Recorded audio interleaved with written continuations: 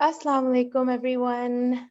Thank you so much for joining us. Welcome to our follow-up on the Family Matters conference that we had on the 23rd of October. Mashallah, we had such good feedback. We had hundreds of questions that we had. So we decided that it's really important to do a follow-up and answer as many of those questions as we can.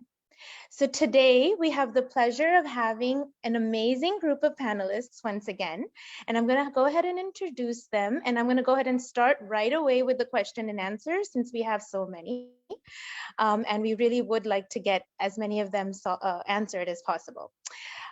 Today we have with us, of course, Bibi Khan, the founder and executive director of An-Nisa Hope Center, our leader, our inspiration, and a survivor of DV.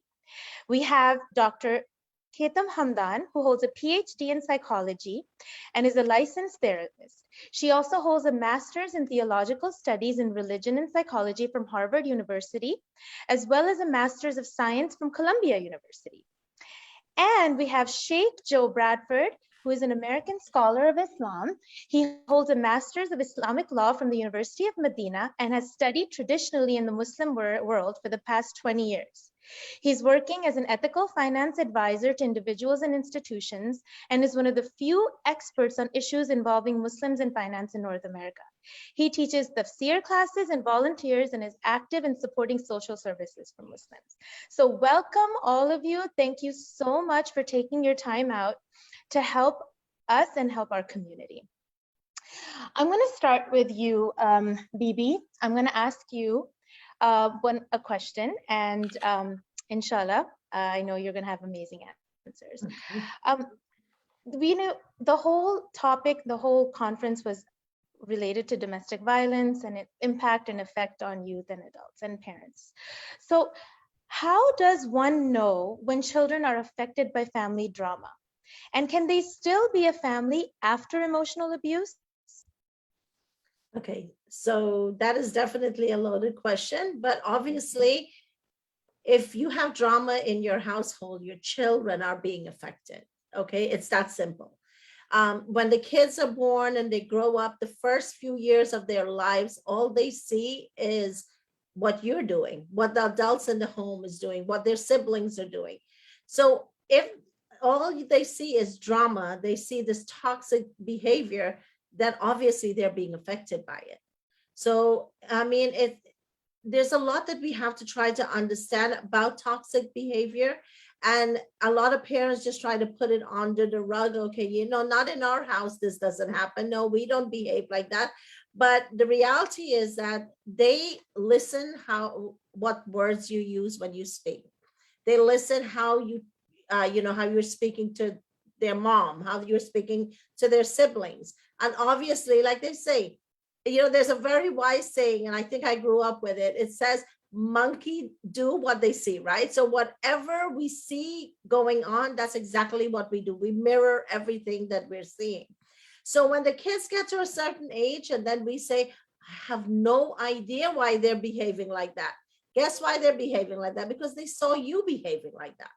So whether it's coming from, parents, grandparents, there's just a lot. And honestly, you don't have to be like a scholar, a brain surgeon, a rocket science to figure out when there's drama in your home, right? And obviously it is affecting your children. So I would say the way you speak, the way you behave, the way you treat others, because they look at your every move. And kids, when they're small, how the girls, they start to wear high heels and they walk around. That's because the mom is wearing high heels, obviously, right? They wouldn't wear high heels if they didn't see her. So that's the same thing with behavior and everything else.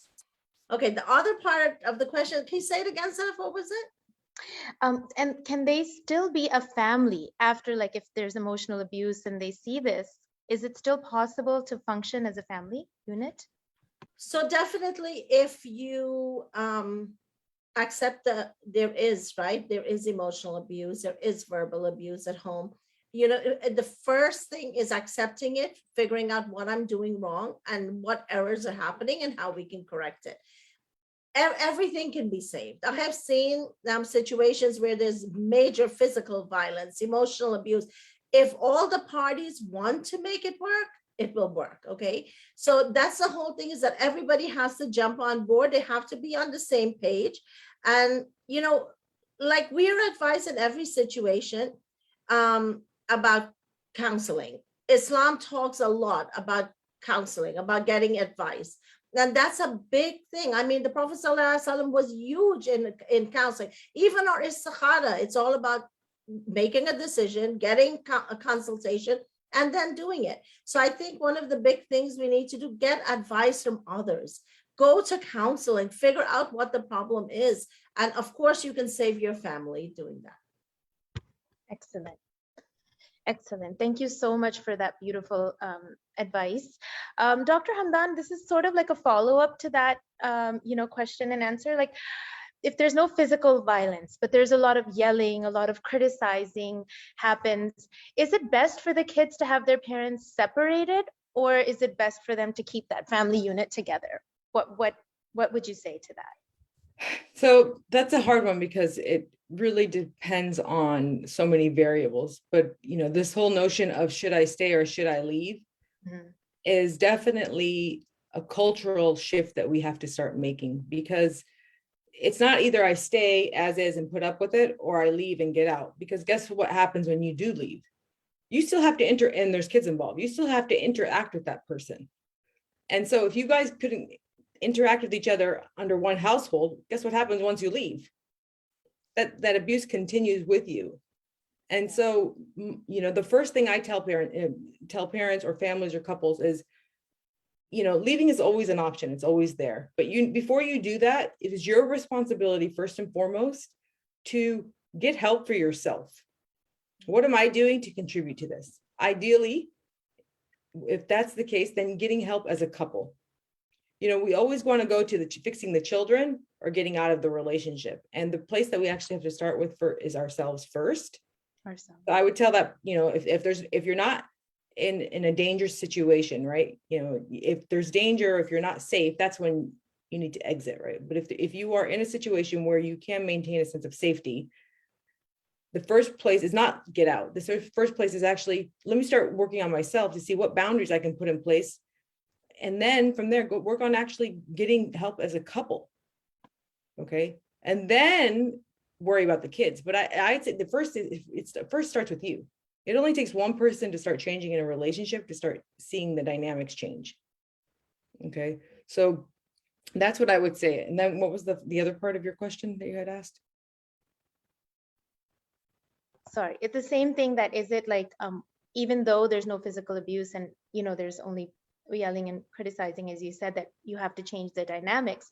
But again, it was the same thing, that do you leave or do you stay? Like, is it, as parents, is it better for you to separate, or is it better for you to stay as a family? So I think you answered that in the way that, it's not about that. And I think you're right. It's really important to be able to, fix the problem, which is there, instead of thinking of leaving or staying. The problem is what needs to be corrected. And the thing I want to add is that most of the time when we're getting asked these questions, I mean, I have yet to meet somebody that walks in and says, my husband and I are arguing, this is what I'm doing wrong and this is what he's doing wrong. It's usually, she's crazy, I need to get rid of her, or he's crazy and I need to get rid of him. Yeah. And you don't look at yourself. Yeah. And the other thing is, most of us are actually children walking around in adult bodies, which means we have our own unresolved stuff that, when you see a grown man acting out, he's literally acting like a child, because he is that child that never healed his own stuff. So it continues with you. You don't just kind of, childhood doesn't stop here, adulthood doesn't stop here. So absolutely, really taking accountability. And there's a lot of ways. You don't have to just come to therapy. I just want to emphasize, it's not just therapy. It's read a self-help book, go online and read resources, talk to a trusted friend or advisor. Yes, ideally, if you can go to a professional, that will help. But it's not just therapy or nothing. It's about awareness, right? Once you become aware that maybe there's something in you also that is, causing this, or what the problem is, then you can find ways to fix it or find ways to get help for it. So I had a client that was, she was passive aggressive. So if her husband insulted her or criticized her, she would stay quiet about it. And eventually she learned to speak up and put boundaries and say, like, just simple things like, I don't like the way you're talking to me. Yeah. I will walk away when you do. And it's in a very respectful way, but just put some boundaries in place. Boundaries. And when she put those boundaries, the dynamics changed, because so there are sometimes, safe things that we can do, because we do teach people how to treat us. And obviously in a relationship, it's symbiotic, where I always think about when they say, in Islam, that marriage is 50% of your deen. And I remember someone once beautifully said, and they said, yes, because the other person is your mirror. They're going to hold a mirror to you, to what you're doing. So if you can hold a mirror back sometimes to your spouse and let them know, like, hey, that hurts. I don't like that. Excellent. If you're in the right marriage with the right partner, you're both going to at least take that a little bit seriously. Excellent. Sheikh Joe, stories of prophet, there's so many stories of in the Quran of like family dysfunction. Like, doesn't every family have some degree of dysfunctionality? Even stories like Yusuf alayhi salam's brothers, Rasulullah sallallahu alaihi wasallam's uncle Lahab, even Habil and Qabil. So how did these prophets overcome or deal with or grow from their experiences? Often it's easier for us to otherize, as Dr. Hamdan also mentioned, dysfunction as something outside of ourselves. How do we identify our own role in a dysfunctional family and then relationship, and how can we shift dynamics? That's an interesting perspective on those stories. And I think that, yes, it's very rare to find a family that is without some form of dysfunction. And the basic reason why is because وَخُلِقَ الْإِنسَانُ ضَعِيفًا, man was created weak. So we as human beings are prone to making mistakes. Now, the best of those that make mistakes are the ones that repent, the ones that turn around. خَيْرُ الْخَطَّائِينَ التَّوَّابُونَ, as the Prophet ﷺ said. The best of those who constantly make mistakes are those who are always turning around what they've done. Now, I see like two things in the question, because kind of building off of what was said before, our natural response is always fight or flight, right? I'm going to run away from the situation that I'm in, or I'm going to fight the people that I'm in the situation with. And what we see from the examples of the prophets, alayhim salatu salam, is that they dealt with the people on the terms that they were on, despite their harm, despite the difficulties. There was clear communication of what their expectations were, of what their calls were, and I don't want to use the word tolerate, because I don't want to be misunderstood that we're tolerating harmful situations that one should not be in or could get out of. But there was a recognition that people may not be as developed emotionally, spiritually, mentally as we are. For example, during the Hajj, the Prophet ﷺ was making tawaf around the Kaaba, and he said to his wife Aisha, he said, if your people were not so new into this faith and so fresh out of their disbelief, I would actually demolish the Kaaba and rebuild it exactly as Abraham had built it. But he took into consideration that the people couldn't handle that at that time. The questioner asked the question about Qabil wa Habil, Cain and Abel. And to me, this is one of my favorite stories in the Quran. And I think that there's a lot of fascinating insight. We don't have too much time, but when we look at Cain and Abel, there are two things going on. There's actually four people in the story, not two. So there's Cain, who's emotional, Cain, who's rational, Abel, who's emotional, Abel, who's rational. Cain, because he takes his brother's life, he allows his emotion to overcome his rationality. Abel, he allows to have a balance between his emotion and his rationale. So not only does he do that, but he actually communicates to his brother his own feelings. So he recognized that he would like to fight back against his brother who's trying to fight with him. If you were to reach your hand out to strike me, I'm not going to retaliate and reach my hand out to strike you. So that's a recognition from Abel that you're going to hit me. I would love to hit you, but I'm not that kind of person. I'm setting the boundaries right there that that's not something that I do in my values. So I think that many times we think that recognizing the dysfunction is a slight against ourselves or our families. So we would rather not recognize the dysfunction. And all that does is push us back into that fight or flight response, where we think it's a horrible situation. I'm the only good one. Therefore, I'm like the prophet in this situation. Everybody else is like the people of Mecca, right? That's what we fall into. That we have to be very careful with that type of mindset. But we think that by recognizing the dysfunction, either we've absolved ourselves of dysfunction, when in reality we can go to a completely separate environment and do the same thing, or that we have to put up with it. And the healthier response is to do what the prophets and messengers did in those stories, and that is recognize it, place the boundaries, and then work according to the situation. Take steps according to the situation to remedy that. So the Prophet ﷺ was in Mecca. He was being abused verbally, physically, emotionally, and he allowed his companions to migrate to Abyssinia. He himself migrated, right? For some time, there was a toleration of the situation while setting the boundaries, went too far. He then migrated. I want to be careful. I want us to use only the generalities here, because I don't want anybody to say, I have to stay in a horrible situation because the Prophet stayed in Mecca for 13 years, right? But we do want. We also see that he left.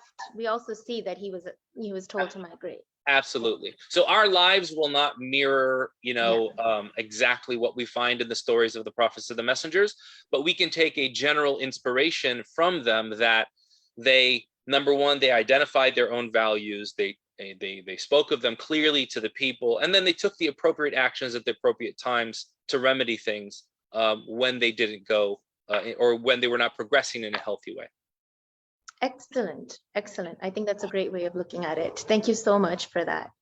Bibi, I'm going to come back to you. And this is a fully loaded question in simple language. How do we break the cycle? We know that there's a cycle of abuse. If the kids see it, then they become abusers. We saw that in the last Let's Talk. So this is a big question. How do you break the cycle? So breaking the cycle, Sadaf, takes hard work. Okay, it's not an easy fix, and there's not one thing that we can do and we're done. First and foremost, I always tell everybody, in order to even start working on this, you have to put your egos aside. Okay, everybody in the situation would need to want to fix it. There's no, if one person is doing it and the other person doesn't want it fixed, there's no end to it. It will continue. Okay, and the only option then will be to jump ship. Education. Educate yourself, okay, on things that, how am I supposed to be living? How did the Prophet ﷺ live? How are we so? Because a lot of people don't even have any idea. They never educated themselves on Islam, okay? They have no idea how the Prophet ﷺ lived. But they so many abusers use Islam as an excuse for abusing. Yes. So first you have to educate yourself on, how am I supposed to be living in a family? How am I supposed to be treating my wife, my children, all of this? Because if you don't know, how do you expect your children to know? If you have not educated yourself in Islam, but you want your children to be role model Muslims, how is that going to happen, right? So breaking the cycle, honestly, you cannot do it alone. It has to be both the victim and the abuser want to make things work, okay? The first thing I tell everybody, you have to have one person, at least one person that you can trust. That person that you can tell everything to, and you know it's not going to go anywhere. But please do not go to somebody that has no idea about this. Do not go to somebody who's unmarried to fix your marriage. It's not going to work. Do not go to somebody who's going to give you their opinion instead of giving you information, quality information to make it work. A lot of times we go to our imams, we go to a counselor, we go to an elder in our family, but somebody who has your heart, they want to save your family along with you. Because if you're going to go to somebody who's going to give you bad advice, it's going nowhere. The cycle will never be broken. And lastly, you just have to trust yourself that, listen, I'm going to give it my all. We're both going to give it our all.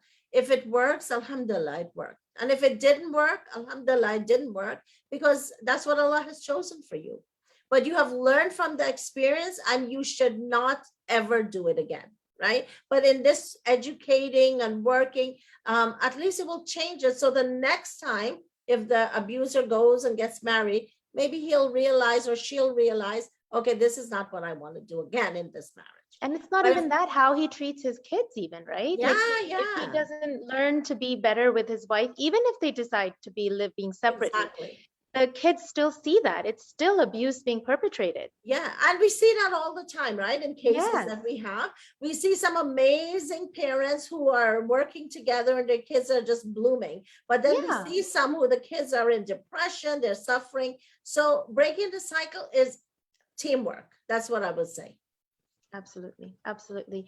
Thank you so much. Dr. Hamdan, I wanted to ask you actually two parts. The impact of parents' actions, like what is the impact of parents' actions, including disrespect, anger, domestic violence on kids? And what can we do to reverse the damage of any family stress that's happening? Or is it too late? Like, when is it too late? So that's a fully loaded question. I think I asked you too many questions in one, but I know you can handle it. I'm going to start with the second half first, or about, what is the damage on the child? And there's two parts of that, because there's one is what the child is actually seeing between mother and father. And then two, what the child is experiencing from the parenting style. Okay. Whether they're experiencing it or seeing it, the impact is pretty much the same. And that's what people don't realize. Oh, I don't hit or yell at my kids, but no, they just watch you doing it to your spouse. Yeah. And, children remember what they see, not what you tell them. It's that the whole, because in the front part of our brains, we have mirror neurons, and literally it's the copycat. And they don't even know that they're literally copying, they're putting an imprint. Okay, this is what a relationship looks like. Because what they see at home is the only model of a relationship that they will see their entire life. And what happens is they end up mirroring it.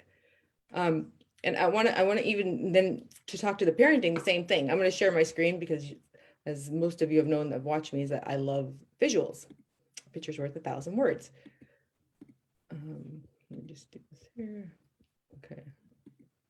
Now, in this example, this is a parenting where we're, even it's considered like gentle parenting, but something like telling like your child, don't cry, it's no big deal.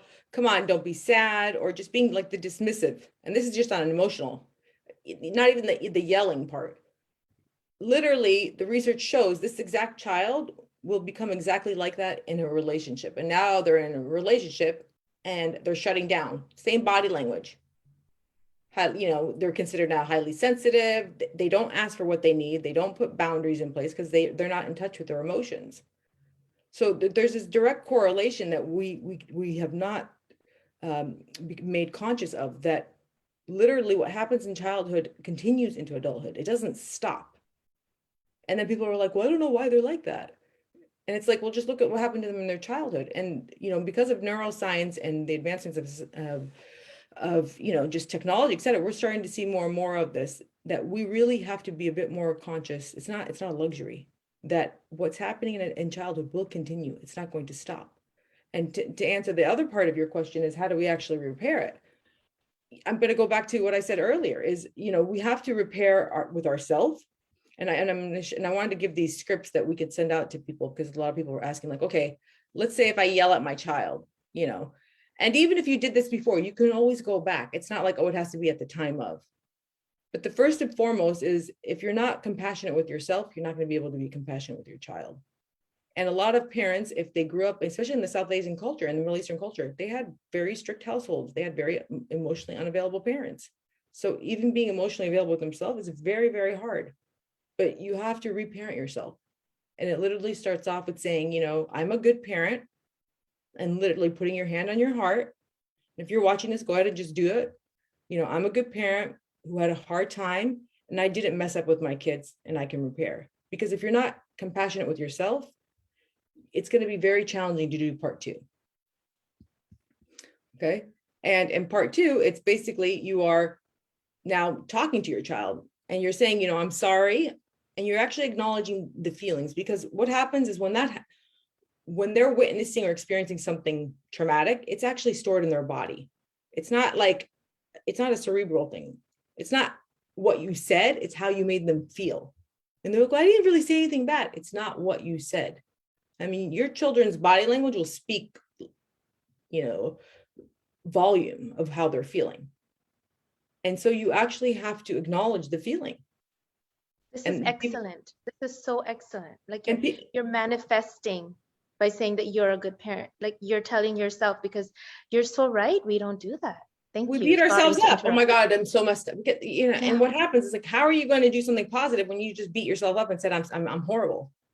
You're in direct contradiction. So you really have to be, because you're believing you're horrible. So how are you yeah. going to fix anything? So if you believe you're horrible, it makes sense you're going to go yell at your child, because those two are aligned. But if you are saying, you know what, I'm good enough, I'm doing the best I can repair. Yeah. And then you go and you apologize. And this is very hard, especially for the men with the egos, right? You know, I mean, my husband and I initially were getting into this, but then he sees the value in this as well. But it's hard because you really have to, nobody likes to say like, I'm wrong or I did something bad. But when you actually, because for your child, you will actually step on your ego because you don't want to hurt them. And it's really about saying, like, acknowledging what they're feeling. I can imagine that was scary, or I can imagine that hurt your feelings. Like, this is the language we need to use. Yes, this is the language we need to use with boys, especially boys. And Boys you're telling us it's not too late than girls. It's never so you're telling us that it's never too late. Yes. Right. Even if we have adult children, can we go back and do this? Yes. Because you start the healing process, you start the validation of it, because the psyche doesn't know time. The psyche just knows, you know, what I see is continuously is the past is never the past. It's constantly showing up in the present. It's like, even in that image, that picture I showed up earlier with the little girl, is she's not, you know, when she's an adult married, she's not thinking, oh, I'm acting like a little girl. She's just continuing that into her adult relationship. So the psyche doesn't know time. It knows that there's pain stored in the body. When you start validating the emotions, you start normalizing it. And you start realizing, you know what? We have to normalize that this stuff takes work. We have to normalize that, you know what? We don't have these perfect families. Most families are dysfunctional. And for some reason, you know, the public persona that we show everybody is everything's great, we're happy, everything's good.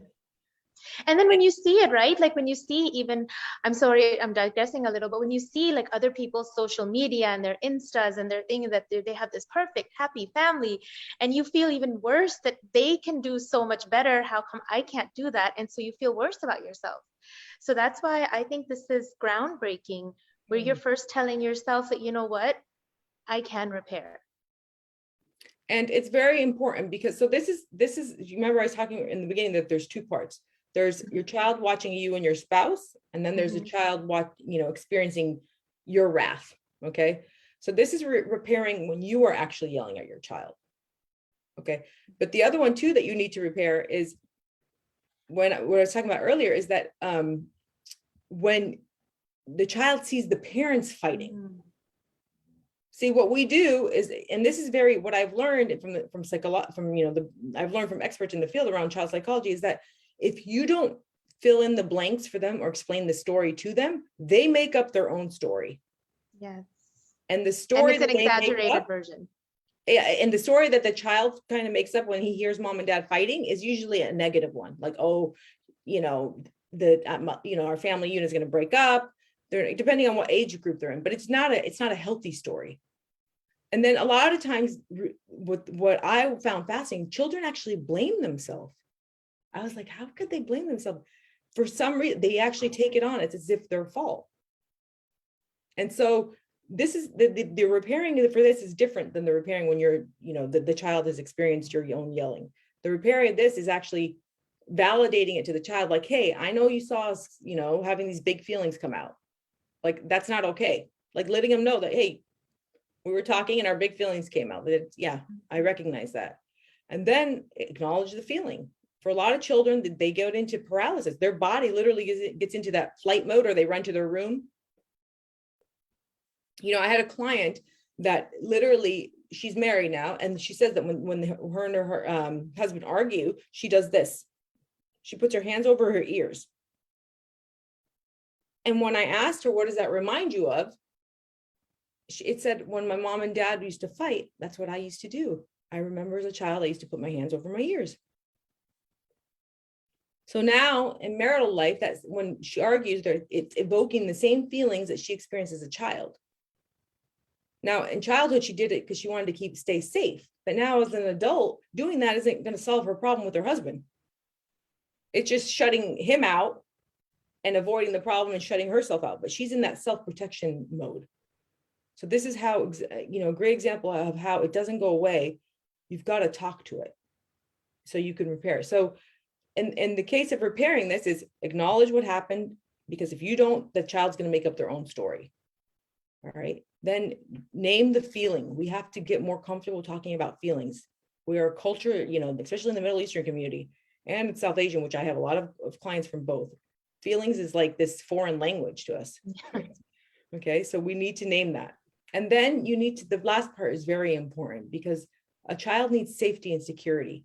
And when he feels that the mom and dad are threatened, they're thinking we're going to get divorced, our family's not safe. Just even if it's going to end up in divorce, right? If they reassure them that it's not because of you, or the reassurance still has to happen, even if it's not necessary that they're going to stay as a family, but yes, right. And to let them know, what, we love you no matter what, and we're going to promise to do better with or together or not together. Yeah. Okay. So I hope that answered your question. That was excellent. Yes. I love it. I mean, I'm going to go have a talk with my kids today. So Shaykh, for you, this is about boundaries. So what does Islam say about boundary setting with family members, and what might that look like in a family? Like the Islamic perspective on boundaries. We hear boundaries, but what is the Islamic perspective? So I think there's a broader principle that needs to be some light needs to be shed on before we talk about that. And that's even just the way that we ask the question. A lot of times when we say, what does Islam have to say about this? Or what's the Islamic position? We are assuming that there is going to be a set number of ayat in the Quran and ahadith that are going to speak directly to this issue, solve the problem. I'm right, you're wrong. Let's move on. Let's not worry about boundaries, or everything is boundaries. And we try, and we can sometimes even twist things to kind of fit in with the question that we're asking. In reality, the Quran and the Sunnah guide us to the best of practices in their general parameters, and leave a lot of things up to our custom, our culture, and what is best and healthiest for us as human beings. So the manners of communication, of boundary setting, of agreement and disagreement, can be very different from culture to culture. And the more that we realize that, the easier it becomes to cope with our situation. And the reason why I'm saying this up front is because what we have in our community are a lot of different cultural boundaries that clash, and not enough communication about what they are. So parents, I have parents who will come to me and they'll say, I need you to teach my children to be more respectful because they're just following the American way. And I say, well, I don't know if you realize who I am, like where I'm from, but I understand what you mean. You want them to respect you, but that respect is going unenunciated. It's an unspoken expectation of respect. The children are not to blame. They were not, they didn't ask to be born where they were born and raised where they were raised. So it can be sometimes what's the word I'm looking for? It can be a little overbearing, and lack empathy from the parents to expect the children to just fall in line with what they want. Also, it can be the same from the children to the parents when the parents don't get what they're talking about or don't get what they're asking. And it can happen between spouses as well, especially when you have one spouse who maybe was born and raised in one country and another spouse who's born and raised in another. They have a common culture, but they are actually, that common culture is just superficial, and they have a lot of kind of personal local culture that's very different, right? It can even be where one of the spouses stays at home most of the time and the other one is always out in society. What they are exposed to and become accustomed to is very different. So that said, I think the issue of boundaries goes back to communication. And that means that we have to learn how to clearly communicate what our expectations are of those of people that we're in relationships with in our life. And we also have to learn a little bit of tact in reading the communication styles of other people and realizing that not everyone communicates or can communicate in the same way. For example, the Prophet ﷺ was with his wife Aisha one time, and he said to her, I know when you're angry with me and I know when you're happy with me. And she said, oh yeah, how is that? He said, well, when you're angry with me, you say, I swear by the Lord of Abraham. And when you're happy with me, you say, I swear by the Lord of Muhammad. Sallallahu alaihi wasallam. So notice the Prophet ﷺ picked up on that nuance in her communication to understand what her mood was at that time. So again, going back to the issue of boundaries, to me, goes back to communication. We set a boundary because we're trying to communicate something that needs to be stopped. Now that said, about having boundaries themselves, if we're raised in a very individualistic society, but our families might come from a very communal society, there's a lot of tension, because our expectation is what is mine, and I should not be infringed upon. If you're in a communal situation, no, everybody's stuff is everybody's stuff, and we share it, and we don't realize the tension that can cause. So being able to communicate those expectations, but also respecting people's right to privacy, their right to their personal property, their right to not be harmed, their right not to be spied upon, their right to have the benefit of the doubt from the beginning. Now, we're not saying that that it's a free-for-all and you just you don't take the signs that come up as far as bad things happening in your life and the life of your family, but we have to live within a circle of trust, not outside of a circle of mistrust. So a lot of times we're doing it the opposite. Everything is mistrust, everything is assumptions, everything is bad until you prove to me, right?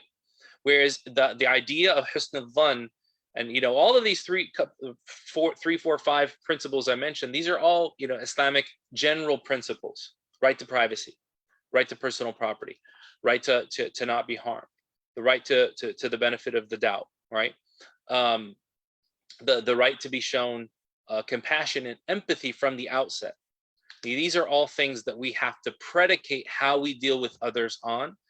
And then when we do that and we set our own healthy boundaries, we will find that the other people with us will also want to do one of two things.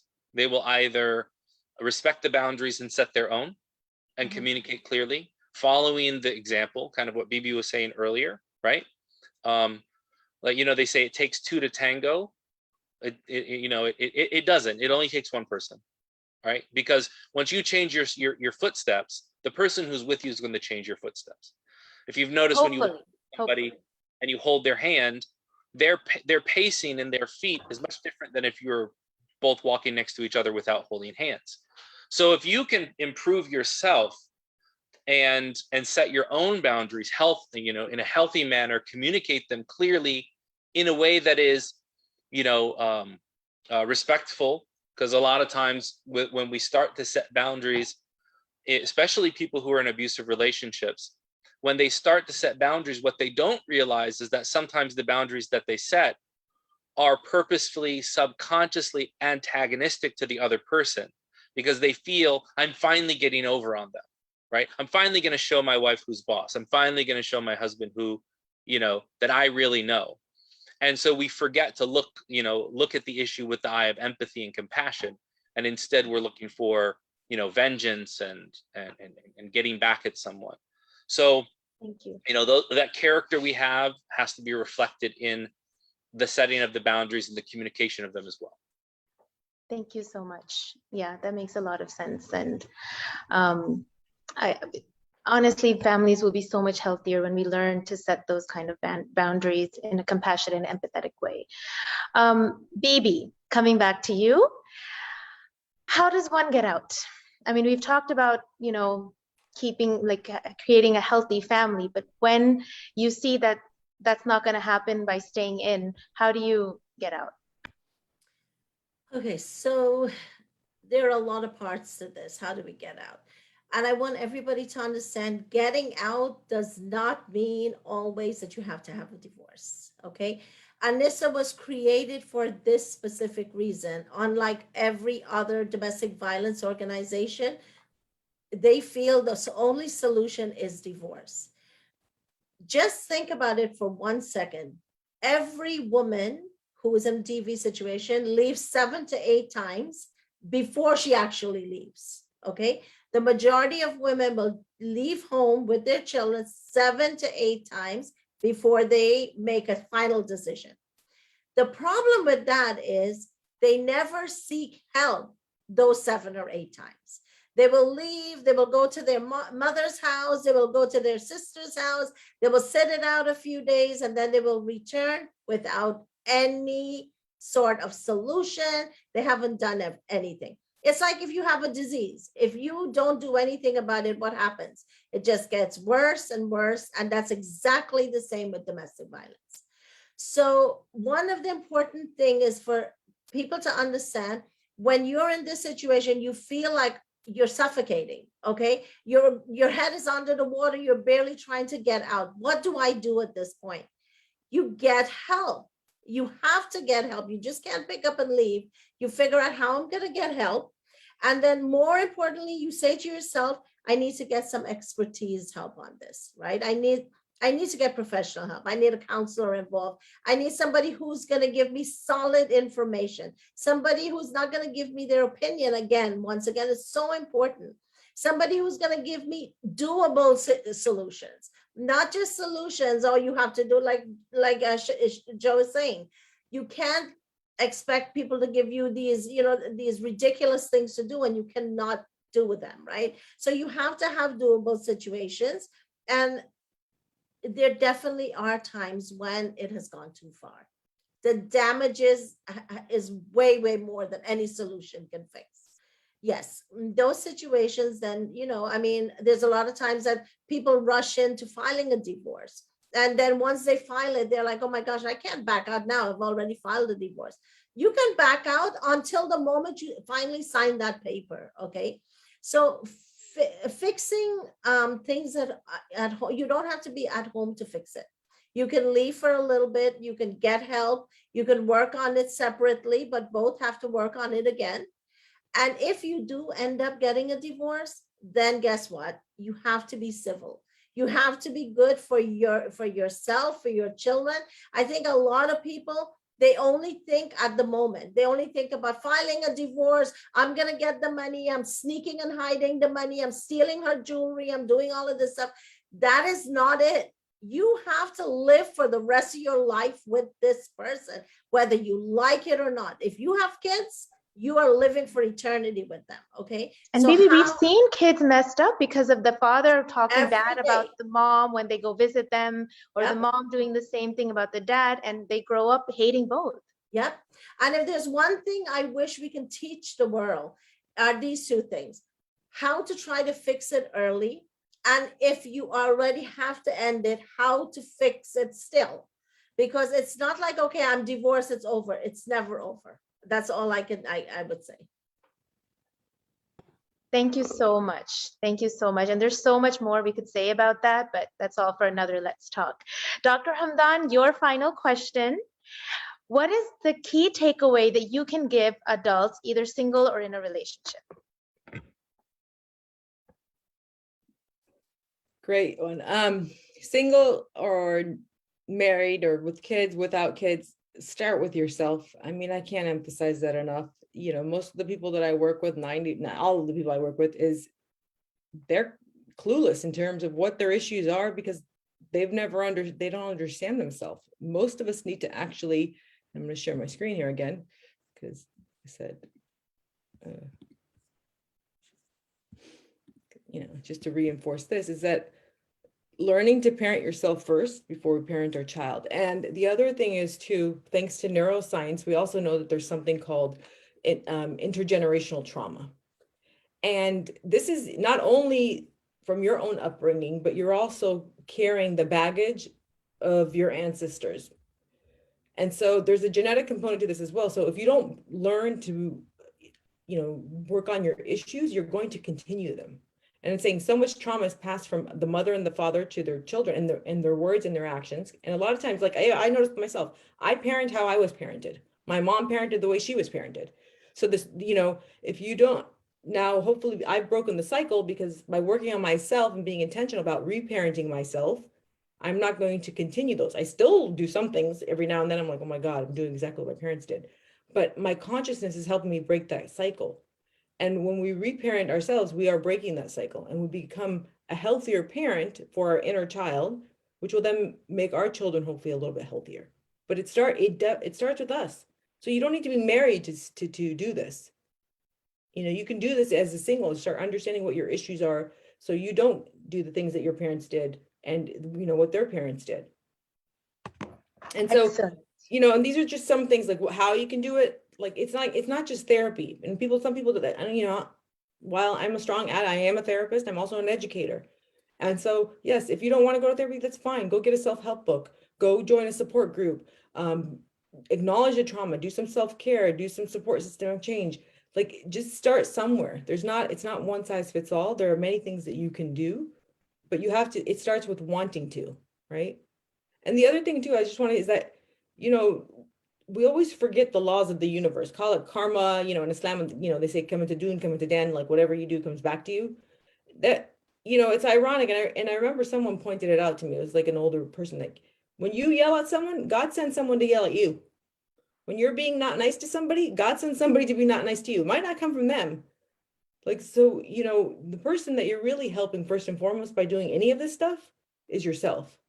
Like, I'm very selfish. I want good in my life.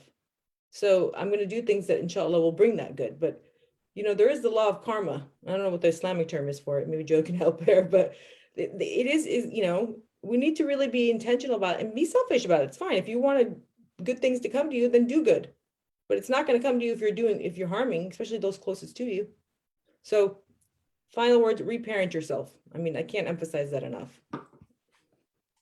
And honestly, that is so important. I think each and every one of us needs to do that, honestly. No matter what kind of relationship we have with our kids, we need to really look and improve ourselves as much as possible. So thank you so much for that.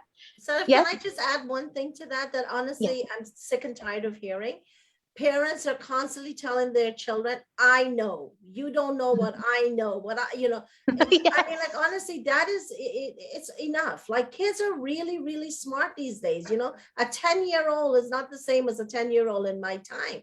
And the parents are constantly telling them, this is my house, you do what I want, I am the boss.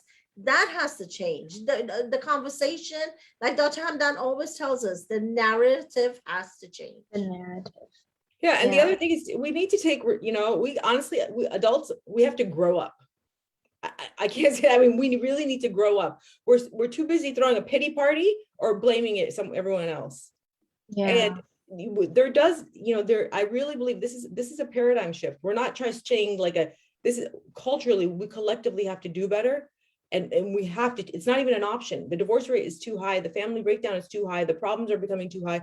Things are getting more complex in society and we can't manage it. So I can only, if we don't do better for ourselves, it's going to continue to get worse. And really we have to grow up.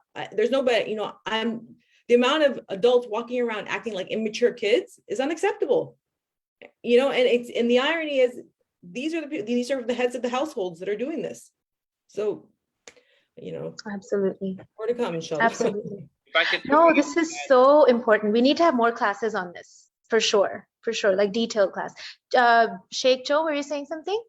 I just wanted to add that I think what's important in all of the talk of starting with oneself and self-care and things like that is that if we play out some of the scenarios in our mind to kind of understand what Dr. Hamdan is saying. A lot of people will say, well, you know, I've found my voice. Well, it's not your voice if all your voice does is curse and disparage other people, right? Or criticize, yeah. You know, or criticize. Your voice is saying, this is what's good for me. This is what I'm going to involve myself in, and I'm not going to involve myself in. It's not a lot of times when we spend so many years in bad situations, we repackage the focus on someone else as doing something for ourselves. And so it takes a little bit more nuance and a lot more maturity to realize that when I'm focusing on myself, it really is about me for my betterment.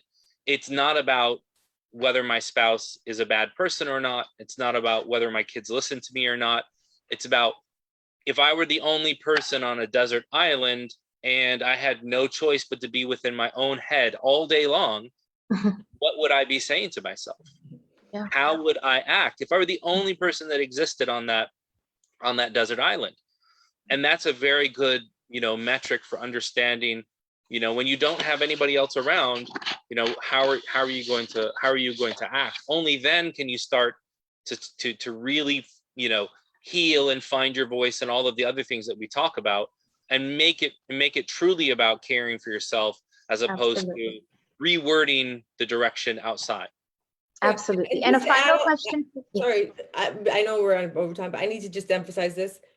I don't believe in this whole individual therapy in the sense of isolating yourself. Okay. We are wounded in relationship and we are healed in relationship. As much as your spouse can annoy you like crazy, okay, them being a mirror to you and you being able to you know, change in relationship to that is how the work is done.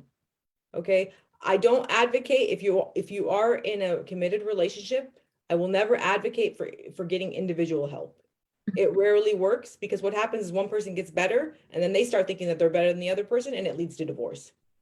So if you are in a committed relationship and you're having problems, get help together, because your problems are relational and you will trigger each other, and you need to understand what triggers each other. And a good therapist will help you understand that. Okay. And there's a lot of books out there that will help you about that. We can send you a list of recommendations. But, you know, just going back into just advocating about, you really have to do the work intentionally and realize it's not, sometimes being alone actually will work against you because nobody's pushing your buttons. And then people are like, well, I don't know what my issues are. And I say, look at your problems in your relationship. That's all you have to do. I don't need you to go back in time. Just look at your problems. Absolutely. Thanks. That makes a lot of sense. Actually, that doesn't. We don't realize that. I'm so sorry. I have to quickly ask a last question to Sheikh, and then one more question for you, Dr. Hamdan. Discipline. In the Muslim community, we've noticed that a lot of parents discipline their children with aggression. The parents hit their child for crying instead of talking to their child to see what's wrong, especially if a boy is crying or something. The child usually grows up to be an adult that does the same, and it's a vicious cycle of abuse. Did the Prophet ﷺ hit his kids? And are there any hadiths about hitting kids? I mean, is it okay in Islam to hit kids? So, again, I think what happens with a lot of this is that, you know, we are struck as children, we're hit as children, and it becomes normal. It becomes something that, hey, we've always done it, it's always been done. and it's a way that we vent for the frustration that we felt when that was inflicted upon us as children. And so, you know, we haven't matured to the point of actually being able to realize that. And also, let's face it, a lot of us adults don't know how to communicate at the most basic level. And that means that most of the time we don't know how to communicate with our children. So when our children do something bad, we are there to, you know, reprimand and disparage and demean and hit. But we forget that what the child needs is to be taught and instructed and guided and contextual and giving context. Because really, a lot of times when children do things, they're not doing them out of spite for you or to break the rules. You know, children just don't think like that. So Islamically, the Prophet sallallahu alaihi wasallam, as is reported by Aisha radiallahu anha in Sahih Bukhari, that the Prophet alayhi wasallam had never struck another human being, whether it was in war or in peace. She said he never struck another human being or even an animal in war or in peace. That was not his sunnah. Anas radiallahu anhu, he says, you know, I never touched silk brocade softer than the palm of the Prophet alayhi salatu wasalam. And whenever I would make a mistake at home, because Anas lived with the Prophet, he said, whenever I would make a mistake at home, the Prophet would never yell or hit. Instead, he would say, this is what Allah has decreed, and he does what he wills. Then he would show me what else to do. Right? So this is lead by example. This is by example. Now, there is one hadith where the Prophet ﷺ said, teach your children to pray at 7 and strike them for that at the age of 10. Meaning that if you have a child that is obstinate to the point of not wanting to get out of bed, things like that, then that would be a choice. However, that's contextualized. Commenting on that, many scholars said, that means that you've spoken to your child about the importance of prayer. You've modeled the importance of prayer. You've encouraged them to pray, and you've set an example for that. You've told them about the problems of not doing that. You've told them that there will be repercussions for that. Then it got to that point. So it's never this, you know, one off to say, yeah, that's allowed. No, that's not allowed.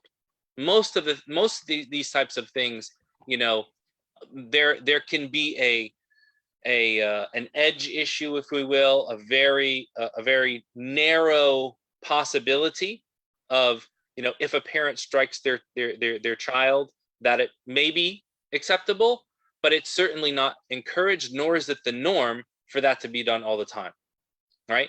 So and also there's like rules about like not hitting on the face, not doing, I mean, there's like, it's around. Exactly. So it's much more nuanced than what people would realize. And I think one of the beauties of this is, and what people miss out on, is they want a black and white answer. There was a, no, I'm allowed, or no, that is absolutely wrong. In reality, our faith takes into consideration the human condition and realizes that our interactions are very nuanced. And so if a child or if a parent hit his child and that child came and took them to court, right? Then the judge is going to say, okay, where was the harm? You know, how far did this go? Okay, no, this is actually something that's gone beyond bounds, right? Or they might say, you know what, it was a slap on the shoulder to get out of the chair and to go and pray when they were told to. The child is, you know, so I don't want to get into all of these things, this back and forth, and like we're adjudicating a court case here, but to say that the human condition happens, that we sometimes are frustrated, we sometimes are bad people, we sometimes will yell, scream, strike, whatever that may be.